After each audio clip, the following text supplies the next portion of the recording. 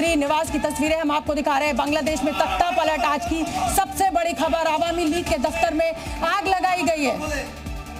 और देखिए, शेख हसीना की पार्टी है आवामी लीग और बांग्लादेश में तख्ता पलट। और मैं बार बार कह रही हूँ, जी न्यूज बार बार कह रहा है कि ये कोई मामूली स्थिति नहीं है, ये बेहद गंभीर स्थिति है और ये आर्मी कू है।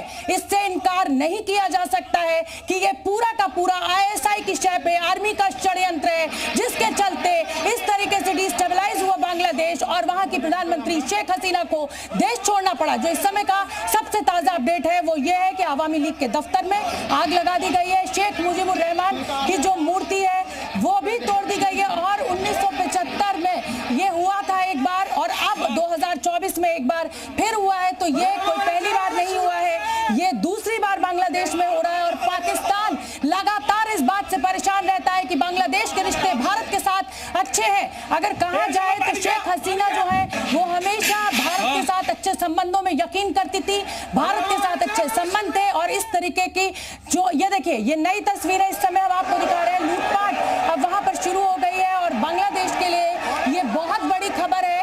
आप देख सकते हैं कि किस तरीके से यहाँ जनता ने तांडव मचाया हुआ है। दिन दहाड़े सड़क पर जनता और हसीना ने देश छोड़ा। कुल मिलाकर आर्मी चीफ सामने आ चुके हैं। एक लोकतांत्रिक देश के अगर आर्मी चीफ को जनता के सामने आना पड़ता है और ये कहना पड़ता है कि अब हम कंट्रोल लेंगे और हम इंटरिम गवर्नमेंट बनाएंगे, तो ये अच्छा संकेत नहीं है।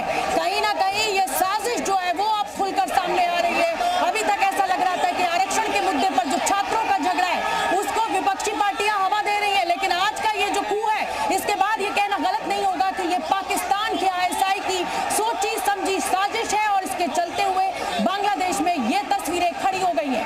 तो घर में खाने की लूट आप देख सकते हैं किस तरीके से शेख हसीना के निवास में ये प्रदर्शनकारी घुस चुके हैं और इन प्रदर्शनकारियों का तांडव लगातार जारी है। ये देखिए, घर के अंदर बिस्तर पर लेटे हुए हैं, सोफे पर बैठे हुए हैं और ये कोई पहला देश नहीं है जिससे इस तरीके की तस्वीरें आ रही है। जब भी जनता के हाथ में, आपको श्रीलंका भी याद होगा, जब जनता अपने हाथ में कमान ले लेती है तो इसी तरीके की तस्वीरें निकलकर सामने आती है। लेकिन बांग्लादेश की आर्मी से भी सवाल बनता है कि आप अपने देश के इस प्रदर्शन को काबू क्यों नहीं कर पाए, आपके देश की प्रधानमंत्री को देश क्यों छोड़ना पड़ा। इसका मतलब एज ए आर्मी ये बांग्लादेशी आर्मी की फेलियर है। और देखिए, दो तस्वीरें हम आपको दिखा रहे हैं। पीएम आवास पर कब्जा, खाने की लूट मची हुई है, सड़क पर जनता है और बांग्लादेश अब पाकिस्तान की राह पर है। और ये सारा का सारा खेल आईएसआई का रचा हुआ है, जिस पर अब बांग्लादेश भुगत रहा है, बांग्लादेश की जनता भुगत रही है। हालांकि नाराजगी जो है वो शेख हसीना के लिए। और मैं आपको बता दूं कि आरक्षण के चलते हुए जो ढाका यूनिवर्सिटी है, यहाँ से ये पूरा झगड़ा शुरू हुआ। और एक तरीके से आप इसको आसान शब्दों में ऐसे समझिए कि दिल्ली यूनिवर्सिटी में अगर एबीवीपी और एनएसयूआई सामने आ जाए, बिल्कुल ऐसे ही हालात ढाका यूनिवर्सिटी में पैदा हुए और वो जो आरक्षण का फैसला था उसको कोर्ट से रद्द कर दिया गया। लेकिन उसके बाद जो विपक्षी पार्टियां हैं बांग्लादेश की, बांग्लादेशी नेशनल पार्टी और जमाते इस्लामी, इन्होंने इस पूरे आंदोलन को हवा दी। आईएसआई ने इसमें षड्यंत्र रचा, पैसा डाला और उसके बाद आज अगर मैं बार बार ये कह रही हूँ, जी न्यूज बार बार ये कह रहा है कि ये आर्मी कू है, इसके अलावा कुछ भी नहीं है।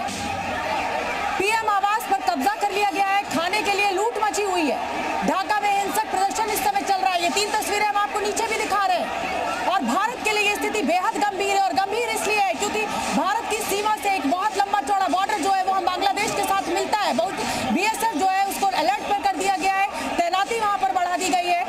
त्रिपुरा के अगरतला में शेख हसीना लैंड कर चुकी है और भारत के लिए मुमकिन नहीं है कि शेख हसीना को शरण दी जाए, क्योंकि बांग्लादेश में इंडियन सेंटीमेंट जो है, एंटी इंडियन सेंटीमेंट जो है उसको और हवा मिलेगी। ये देखिए, शेख हसीना के पिता मुजीबुर रहमान की जो मूर्ति है उसको तोड़ा जा रहा है और ढाका में समय हिंसक प्रदर्शन चल रहा है। प्रधानमंत्री आवास में भीड़ घुस चुकी है और इसी को भांपते हुए बांग्लादेश की आर्मी ने शेख हसीना को कहा कि आप यहां से जाइए। और उसके बाद आर्मी के हेलीकॉप्टर में शेख हसीना उड़ी और जो सबसे पास का शहर था त्रिपुरा का अगरतला, वहां पर ढाका से उड़ान भरकर हेलीकॉप्टर ने लैंडिंग की है। और अब आगे का क्या कार्यक्रम रहने वाला है इसका मैं इंतजार कर रही हूँ कि कुछ एक्सपर्ट्स हमारे साथ जुड़े। हमारे साथ सौम्य सेन जुड़े हुए हैं कोलकाता से। सौम्य, जो बॉर्डर सिक्योरिटी फोर्स है, माफ कीजिए, उसकी तैनाती बढ़ा दी गई है। कहीं ना कहीं मामले की गंभीरता को देखते हुए ये बड़ा फैसला बीएसएफ के द्वारा लिया गया है।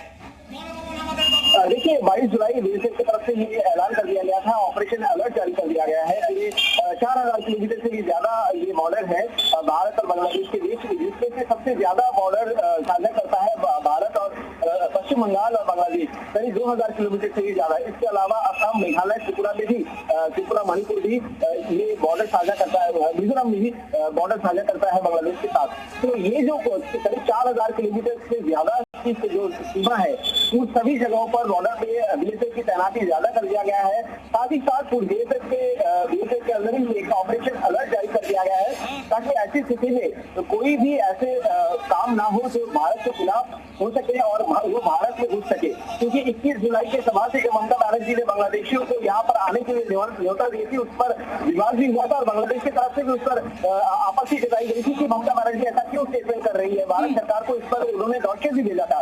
उसके बाद से ही पूरे सीमा पर हम भी सीमा पर जाके लोगों से पूछे कि वहाँ पर लोग कह रहे हैं कि बीएसएफ का जो तैनाती है, बीएसएफ का जो पेट्रोलिंग है, वो भी काफी ज्यादा बढ़ चुका है और बांग्लादेश से जो इंफिल्ट्रेशन का जो मामला है वो भी लगभग 100% रोक दिया गया है, ताकि और कोई इंफिल्ट्रेशन ना हो।